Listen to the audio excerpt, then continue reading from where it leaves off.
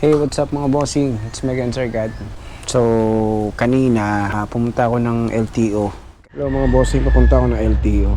Kasi pinarehistro ko tong aking motor. Kukunin ko na rin yung bagong plaka. After 5 years mga bossing, magkakaroon na ng plaka yung motor ko. Kunin natin. Tara!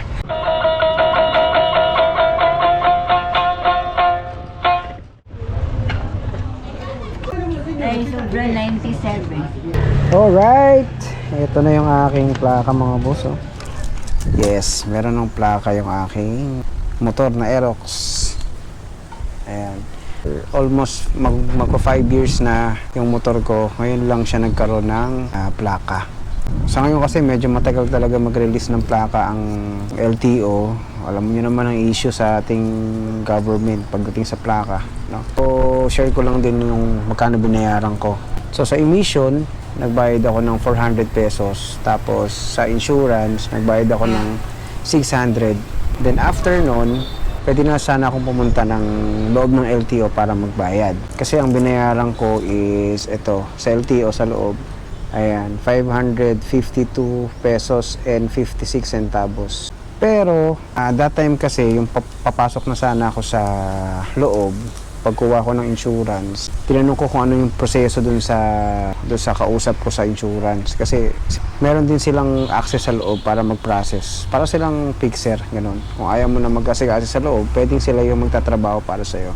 Ang problema kasi kapag magre-release sila ng plaka, bago nila i-release, i-inspection na nila yung motor. Ang problema is yung motor ko is hindi pwedeng uhulihin to eh. Kasi yung side mirror, ito, diba? Bawal. Hindi ko rin nadala yung aking stock na side mirror. Kaya nakiusap ako dun sa agent ng insurance, yung nag-asikaso ng insurance ko na kung pwede sila na lang mag-asikaso. Actually, sila rin yung nag-offer eh. So, ang binayad ko, lahat-lahat, kung kayo lang yung mag-aasikaso, magbabayad kayo ng mga almost 1,600. So, 1,552 pesos and 56 centavos. Pero dahil nagpatulong ako, parang fixer na rin, bigay din ako ng almost 300 sa kanila. So, mga 1,900 yung nabayaran ko lahat. Meron binigay na parang sticker dito. Ganda oh. Tapos may logo dito ng LTO. Ang ganda ng pagkakagawa. Tapos merong sticker. So ito palang sticker na to mga boss, nilalagay sa headlamp dito. Ayan, sa bandang baba. Dito siya nilalagay. Dito mababasa nyo sa likod ng sticker yung instruction kung saan nyo mababasa. Ay kung saan nyo ilalagay yung sticker na to. It should be positioned horizontally on the lower part of the headlamp.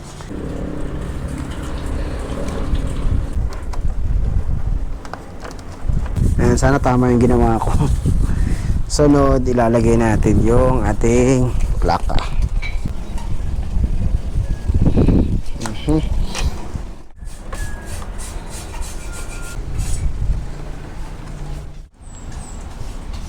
Approve.